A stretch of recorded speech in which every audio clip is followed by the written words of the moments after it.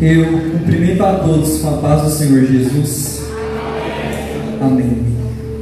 Louvado seja o nome do Senhor por mais uma oportunidade.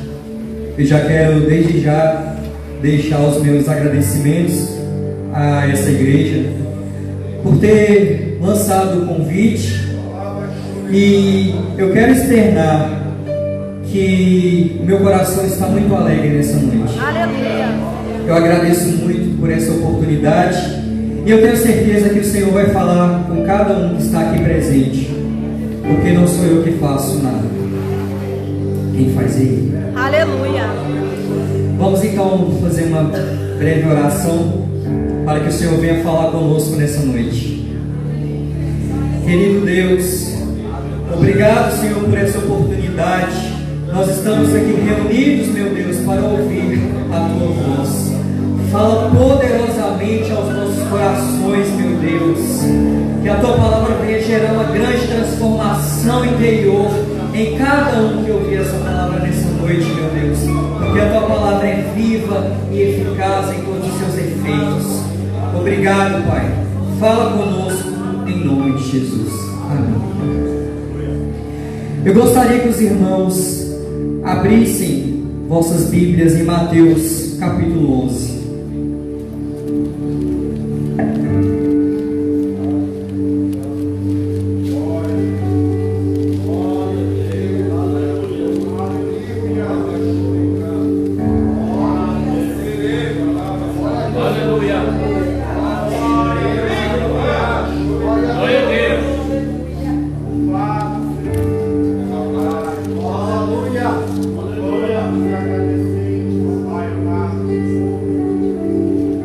Em Mateus 11, nós vamos fazer a leitura a partir do versículo 16.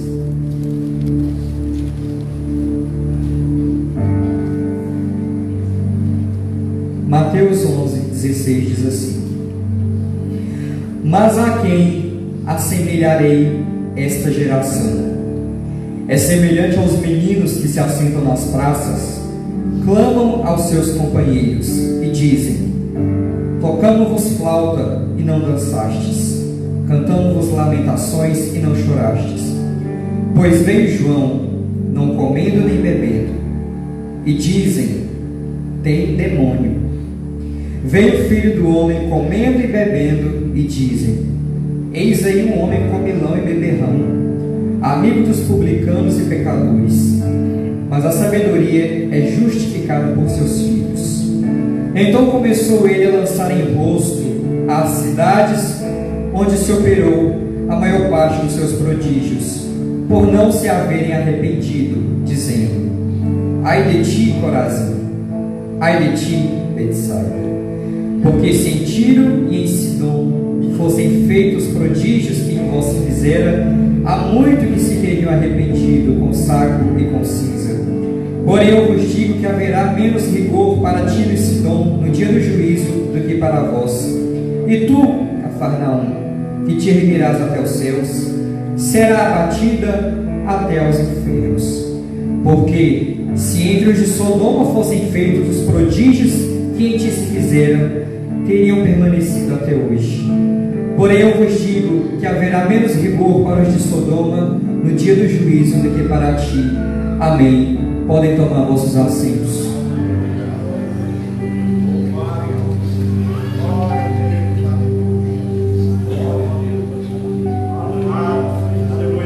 Mateus capítulo 11. Nos versículos anteriores ao que nós acabamos de ler, Jesus estava falando sobre João Batista. Ele estava explicando que João Batista era aquele que tinha sido enviado por Deus para abrir as veredas para o Salvador. Ele é aquela voz que clamava no deserto, anunciando aquele que havia de vir. Só que Jesus ele explica que nem ele e nem João Batista foram conhecidos. Ambos vieram ao mundo, mas o mundo não deu atenção. a casa de Israel não compreendeu quem eles eram.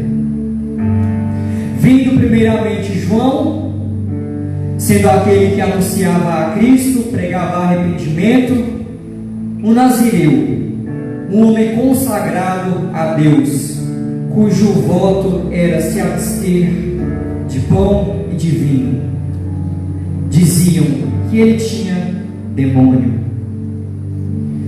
Quando Cristo chegou por sua vez, anunciando o Evangelho a toda criatura, se assentando na mesa dos publicanos e pecadores, foi julgado como sendo um comilão e beberrão.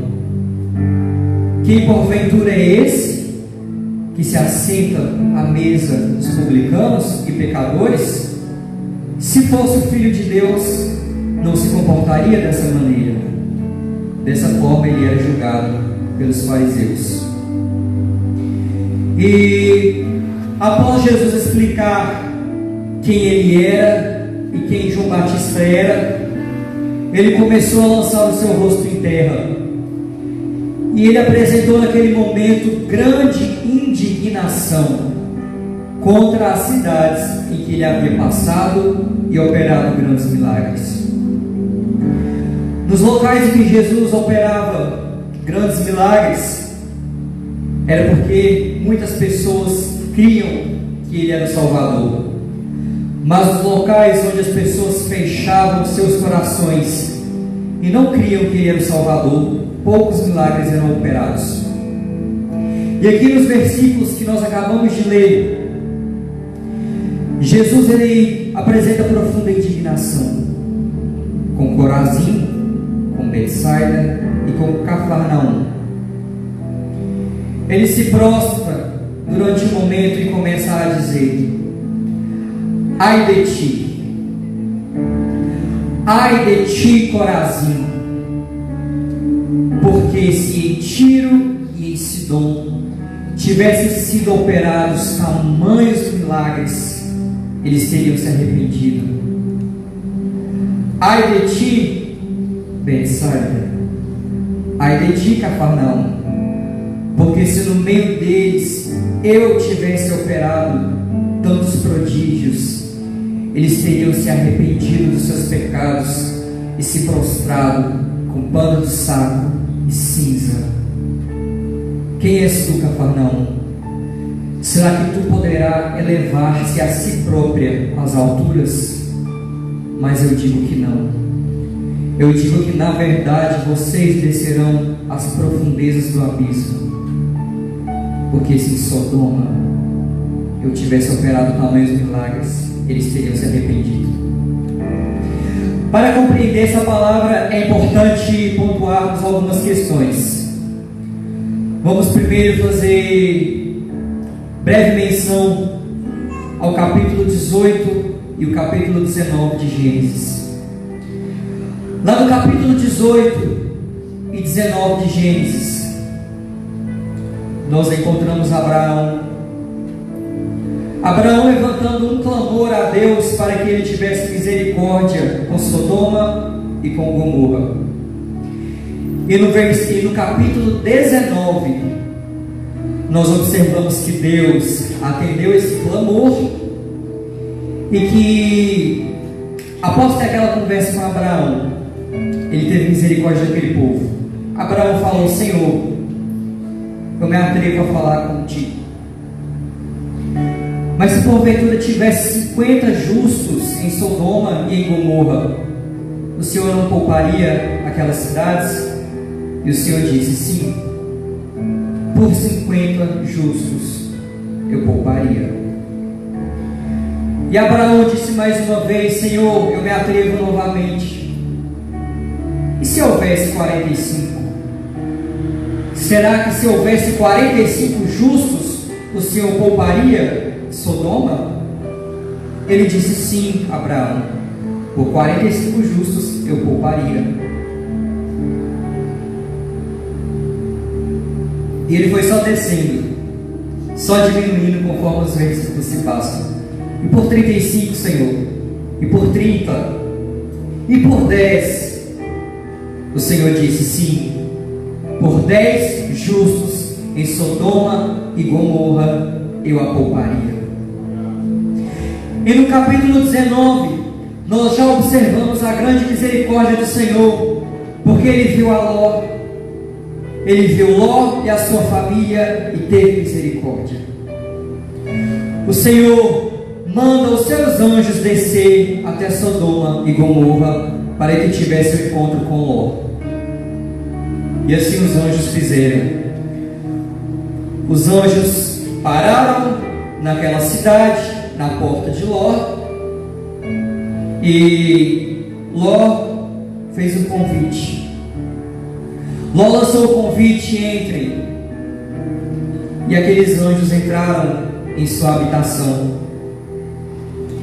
E Sodoma e Gomorra na Bíblia são referências de cidades de má reputação, porque a iniquidade naquelas cidades já havia se multiplicado de forma tão grande que fedia as narinas do Senhor. Foi por isso que o Senhor decidiu exterminá-las. Só que Deus fez uma promessa. Ele decidiu poupar a Ló, poupar a sua esposa, poupar as suas filhas e poupar também os seus genros. Só que a perversidade naquele local era tão grande, a imundícia era tanta, que quando os anjos chegaram na casa de Ló, os moradores daquela cidade, logo observando que haviam novas pessoas naquele local, eles disseram a Ló: quem são estes que entraram na sua casa? Pois apresente-os à nossa presença, mande-os que saiam da sua casa para ter conosco. Mas Ló, conhecendo a perversidade daquele povo, ele logo recusou. Ele disse: não, esses não vou deixar que vocês conheçam a esses dois que entraram na minha casa. Eu posso até mesmo deixar que vocês tenham um encontro com as minhas filhas, mas com esses dois eu não autorizo. E eles muito se enfureceram com a negativa de Ló e tentaram entrar à força e se lançaram sobre ele. Só que os dois anjos que se encontravam dentro da casa de Ló puxou Ló para dentro da casa e feriu aqueles moradores perversos de cegueira. Naquilo Deus já estava operando. E ferindo-os de cegueira, eles não puderam encontrar a Ló, tiveram que recuar. E os dois anjos disseram a Ló: o Senhor vai destruir essa cidade.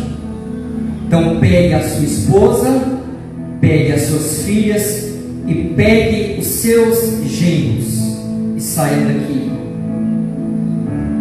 E Ló acatou aquela palavra e disse para a sua parentela: essa cidade será exterminada por causa do seu pecado. Vamos sair daqui. Mas os genros de Ló o tiveram por louco. É certo que a Bíblia fala que as filhas de Jó eram ainda virgens. Só que a cultura daquele povo era diferente da nossa. Na cultura daquele povo, quando uma moça e um rapaz já completavam a maturidade, eles rapidamente davam um jeito de casar aqueles jovens. Então, ainda que elas fossem virgens, elas já eram prometidas, já tinham os seus futuros maridos. Então, é tipo o noivado de hoje, só que era algo mais sério. Quando duas pessoas se noivavam, elas já eram praticamente casadas, ainda que não tivessem consumado o casamento. Então, aqueles homens eram sim genros de Ló e maridos de suas filhas. Só que os genros não acreditaram. Eles riram de Ló. E essa mesma história se repete nos dias de hoje. nós já podemos retirar uma grande reflexão desses versículos. Deus disse sim que pouparia Ló, a sua parentela, as suas filhas, a sua esposa e os seus genros. Ele fez a promessa a toda a parentela. Só que mesmo Deus fazendo uma promessa a toda a parentela, há aqueles que creem na promessa e há aqueles que duvidam. E os genros duvidaram. E assim acontece na nossa geração. Quantas vezes o Senhor faz a promessa à nossa família? Deus está desde o princípio dizendo: eu vim, eu subi aos céus, mas da mesma forma que eu subi, eu voltarei. Eu faço essa promessa, e aquele que faz a promessa não mente. Da mesma forma que ele subiu, ele vai retornar para buscar-nos. Só que só vai subir quem der credibilidade a essa palavra. Os genros de Ló também tinham a promessa de subir. Eles tinham também a promessa de serem poupados do extermínio de Sodoma e Gomorra. Mas quem duvida é exterminado, ainda que tenha promessa. Então não duvide dessa promessa infalível que o Senhor faz a cada um de nós nessa noite. Eu vou te poupar. Eu tenho promessa de te poupar em meio à destruição. A destruição de Sodoma e Gomorra não é para vocês, porque hoje vocês têm a oportunidade de ouvir essa palavra de salvação. E continuando, Ló estava demorando demais. Ele estava demorando tanto que o próprio anjo pegou na mão dele, pegou na mão da sua esposa e os arrastou para fora daquela cidade. E Ló, saindo daquele local, em Gênesis capítulo 19, ele disse ao Senhor que não daria tempo de chegar àquele local designado, mas Deus disse: calma, eu vou te autorizar a ir para a cidade onde você quer. Enquanto você não chegar lá, eu não vou fazer nada a Sodoma e Gomorra. E quando Ló finalmente chega àquela cidade, a Bíblia vai falar que o sol saiu e que Deus derramou do céu chuva de enxofre, chuva de fogo, e Sodoma e Gomorra foram cidades exterminadas. Deus dizimou aquele local por causa da sua iniquidade e pecado. E a Bíblia vai falar também que antes de Ló chegar naquela cidade,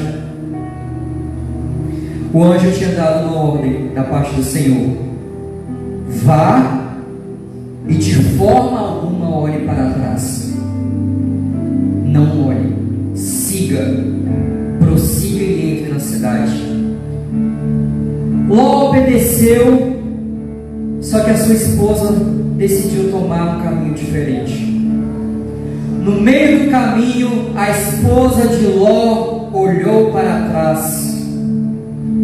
E quando aquela mulher olha para trás, a Bíblia fala que ela foi convertida em uma estátua de sal. E nós retiramos desse versículo outra reflexão. Às vezes Deus te faz a promessa. Deus está te alertando 1, 2, 3 vezes. Por quantos anos Deus está te fazendo o convite? Venha, venha para mim. Só que no meio do caminho você decide olhar para trás. O que a Bíblia quer dizer com isso? Como que aquela mulher pôde se tornar uma estátua de sal?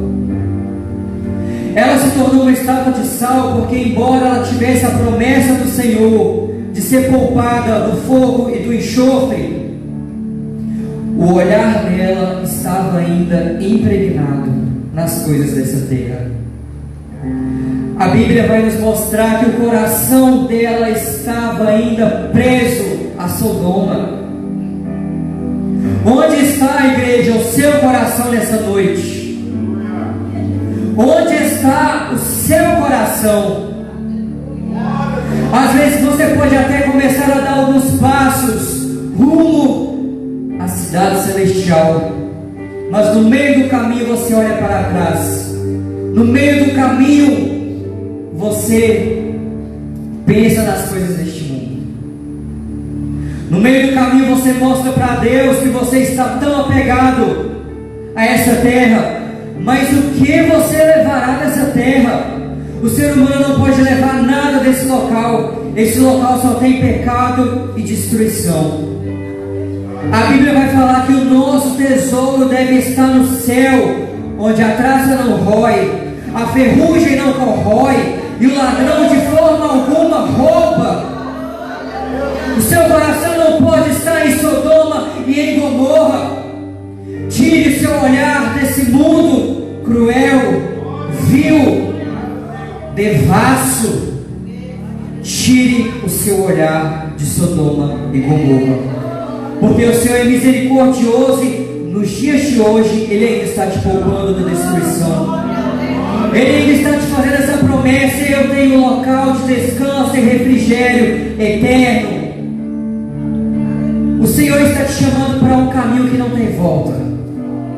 Vinde a mim, todos os que estão cansados e sobrecarregados, e eu vos aliviarei. Mas não olhem para trás. Se eu mandar, vai, você deve ir. Não pense em voltar. E aquela mulher não teve essa sabedoria, se transformou numa estátua de sal. Essas eram as cidades de Sodoma e Gomorra, as cidades que em Mateus 11 Jesus fez uma referência. Quando ele tem um encontro com aquele povo de Betsaida e Corazim e Cafarnaum, ele fica indignado. Ele fala: mas como que pode? Como que pode tanta incredulidade? Porque vocês deveriam saber que outro não poderia operar tais milagres, a não ser o Messias. Todos os milagres que Jesus operou na Bíblia, eles tinham um significado. Jesus não operava milagre simplesmente por operar. Os milagres que Jesus operava nos locais por onde ele passava era para testificar que ele era o Messias. E os conhecedores da lei sabiam que não havia outro que poderia operar milagres tão grandes. Mas aquele povo conhecia a lei, mas o coração era de pedra. Um coração incircunciso, um coração petrificado.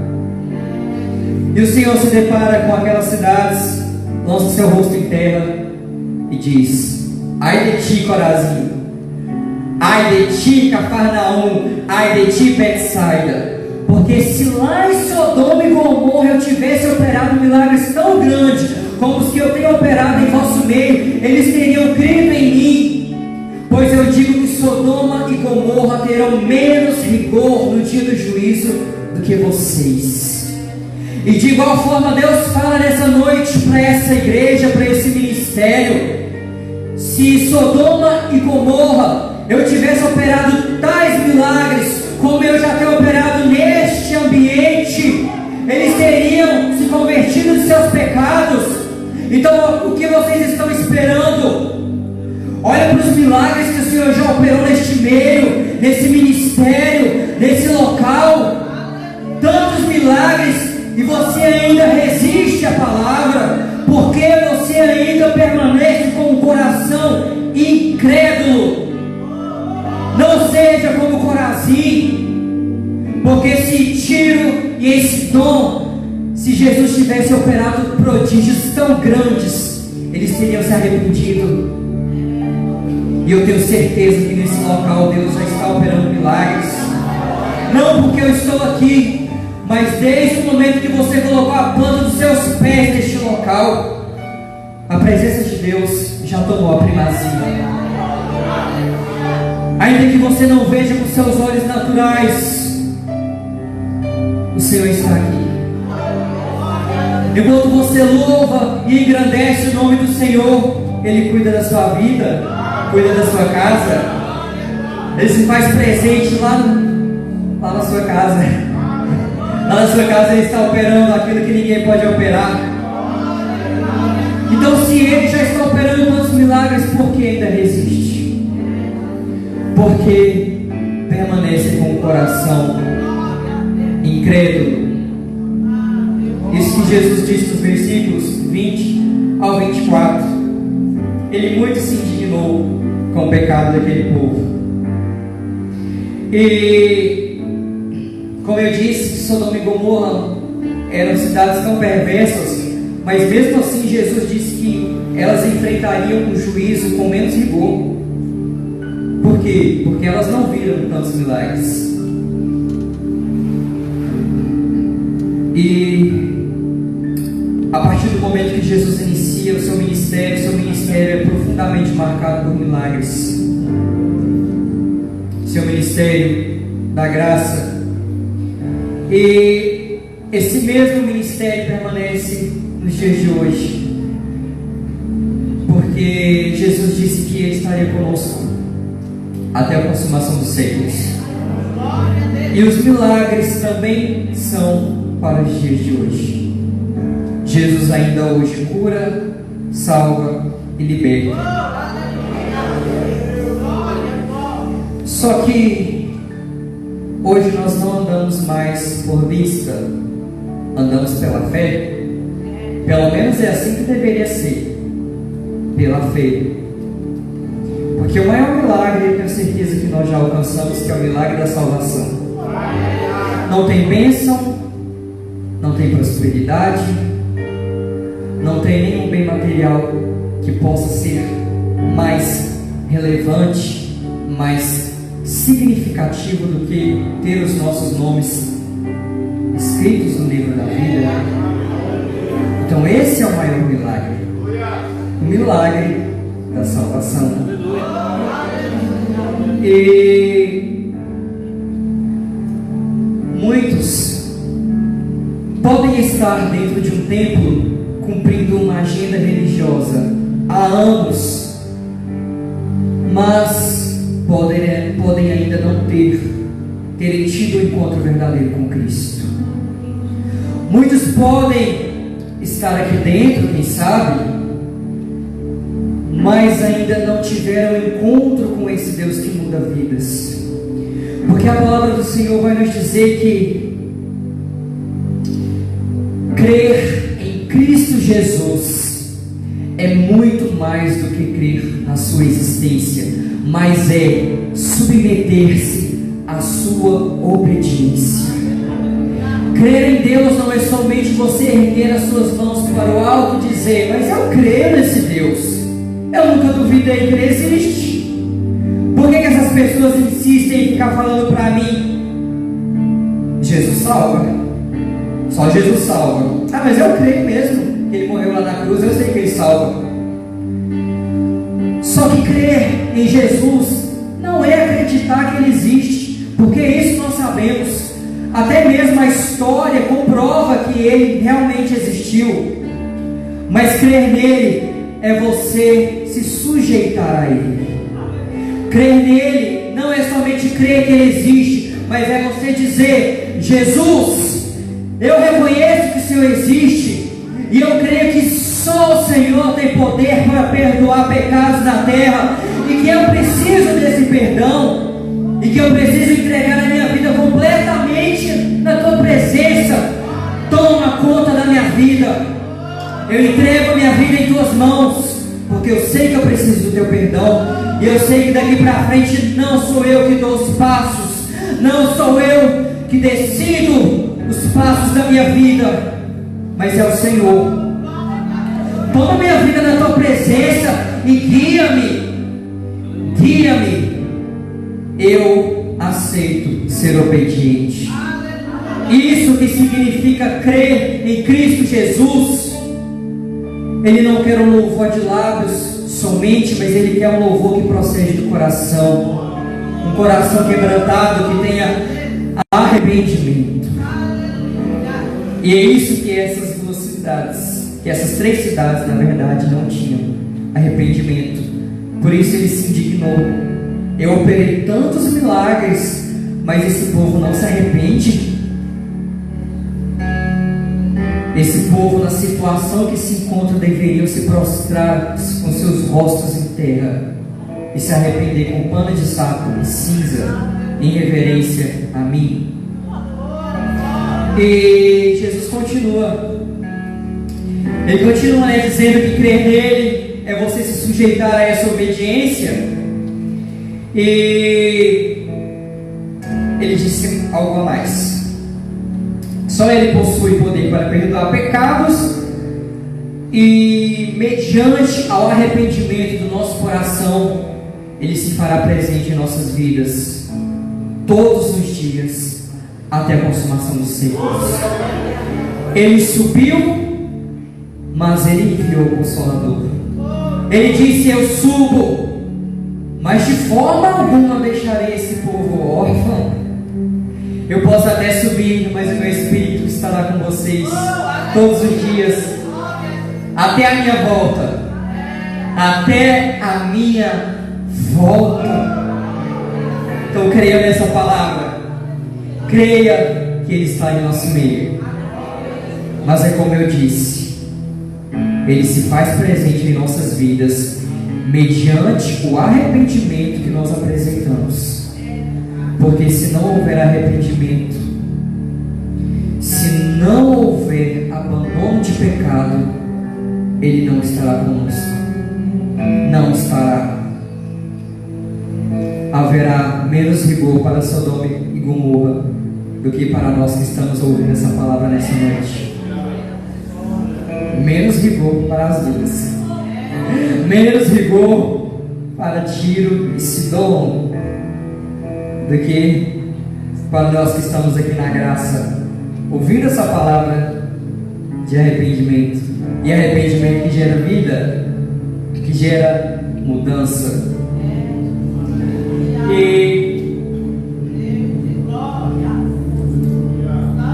Jesus, Deus, lá no princípio, em Gênesis 19, Ele disse para aquele povo, disse para Abraão que Ele pouparia aquelas duas cidades, se houvesse pelo menos alguns justos naquele local.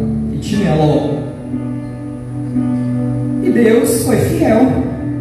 Deus cumpriu aquela promessa. Ló foi poupado. Ló não foi exterminado por aquele fogo e aquele enxofre que caíram sobre aquelas cidades. E de igual forma, o Senhor repete nessa noite a mesma promessa.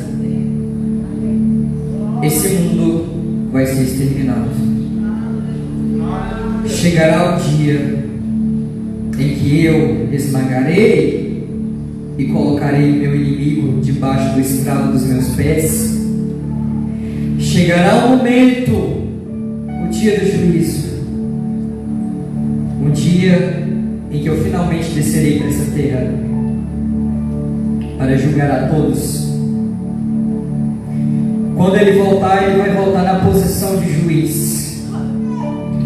Quando Ele finalmente voltar nessa terra, Ele não vai mais voltar nessa posição de advogado, de defensor. Ele já vai voltar para condenar Satanás, o anticristo, o falso profeta, os demônios e os infiéis. A Bíblia fala que Satanás, ele ainda vai tentar reunir os infiéis contra a santa cidade, mas é só por um momento. Porque quando o Senhor pelejar com Satanás e com os infiéis, a vitória já pertence a Ele. E Ele vai lançá-los no lago de fogo e enxofre. Da mesma forma que Sodoma e Gomorra foram dizimadas, essa terra também vai padecer. Qual é o seu final? Qual é o seu final? Porque se Jesus disse que Ele veio para que cada um de nós tivéssemos vida, e vida com abundância, por que você ainda insiste em permanecer em um caminho de morte? Um caminho que não agrada a Deus. Hoje é dia aceitável ao Senhor. O Senhor lança o convite mais uma vez. Se porventura você olhou para trás no meio da caminhada, eu te digo: torne-se para mim, vire para mim, porque eu terei misericórdia de você, e eu te salvarei, e eu te livrarei, eu te pouparei. E a palavra do Senhor fala que muitos podem estar mortos em pecados e delitos, mesmo estando dentro de um templo. Mas a palavra diz: desperta, tu que dormes. A palavra do Senhor esta noite fala em Isaías 55, versículo 7: deixe o ímpio o seu caminho, e o homem perverso os seus pensamentos. Torne-se para mim o Senhor o teu Deus, porque eu terei misericórdia de você. Vire-se para mim, volte para os meus braços, volte, porque o Senhor se compadecerá de quem der credibilidade a essa palavra, porque o nosso Deus é grandioso em perdoar. Até quando as pessoas permanecerão incrédulos? Até quando? Até quando? Vejam os milagres que o Senhor já operou nesse lugar, neste ambiente.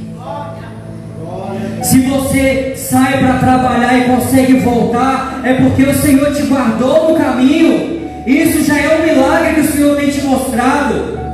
Se o Senhor não tem deixado faltar o alimento em sua mesa, é porque Ele tem provido em sua vida. Olha o milagre que Deus tem operado na sua casa, no seu lar, neste ambiente. Esse é o Deus que faz o convite hoje. Não seja incrédulo. Ai de ti, porque se quem estivesse lá fora estivesse vendo tantos milagres como eu tenho feito aqui, eles já teriam se convertido há muito tempo. Há muito, muito, muito tempo. E vocês vendo, não creem. Não creem. Regozijem-se no Senhor, até mesmo em suas fraquezas, até mesmo em suas tribulações. Porque se você chega a passar por um momento de enfermidade, mas permanece ainda fiel ao Senhor, isso prova que você não é um crente que anda por vista, mas anda pela fé. Pela fé. Eu posso estar aqui padecendo de alguma enfermidade, mas eu não ando pela vista, eu ando pela fé. Eu ando pela fé. Pela fé nesse que morreu, que trouxe salvação para a minha vida e que vai voltar para me buscar. Essa deve ser a nossa esperança. Creia. Creia. E creia. O Senhor faz esse convite nessa noite. Arrependam-se. Arrependam-se. Pois mediante seu arrependimento eu farei morada no seu coração.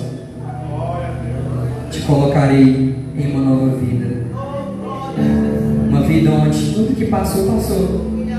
O que importa é daqui para frente. E já quero dizer que é um motivo de muita alegria eu estar aqui, podendo compartilhar um pouco com os irmãos daquilo que o Senhor tem ministrado no meu coração. E eu não conheço os irmãos, mas eu gostaria de perguntar se porventura tem alguém em nosso meio que se encontra afastado dos caminhos do Senhor, mas que tem vontade de retornar no dia de hoje. Ou então talvez você ainda não tenha tido esse encontro. Você está aqui, mas reconheceu que crer é muito mais do que crer na existência dele, mas é entregar a sua vida por completo em obediência. Se tiver alguém, eu gostaria que viesse aqui na frente, que nós oraremos por você. Oraremos, apresentaremos a sua vida na presença do Senhor. Ou talvez você se encontre sem forças, está no meio do caminho, não sabe se olha para trás, se olha para frente. Quer entrar, mas está com o pezinho lá na cidade e com o outro pezinho lá em Sodoma. Cuidado. Cuidado. Não queira se transformar numa estátua de sal. Então, se tem alguém, gostaria que viesse aqui na frente, mas também, se não tiver, eu tenho certeza que o Senhor falou o coração de cada um que está aqui presente nessa noite. Eu agradeço a Deus. Vamos colocar de pé, fazer uma última oração e eu já entrego. Senhor Jesus, obrigado, meu Deus. Obrigado, meu Deus, por ter trazido essa palavra aos nossos corações nessa noite, Pai. Que essa palavra possa ficar gravada em nossos corações e gerar profunda transformação. Que nós não sejamos incrédulos, porque eu tenho certeza que nós estamos vendo o Teu cuidado, o Teu agir, o Teu milagre. E eu sei que o Senhor honrará a nossa fé. Eu sei que de forma alguma aqueles que esperam no Senhor serão decepcionados. Tenho certeza que o Senhor está aqui, dentro dos nossos corações, e que essa palavra possa frutificar no coração de cada um nessa noite, Pai. Obrigado, Deus. Te agradeço, em nome de Jesus. Amém. Eu agradeço a oportunidade em nome de Jesus. Aleluias. Que palavra abençoada, né, irmãos? Essa palavra falou fortemente ao nosso coração. E os irmãos me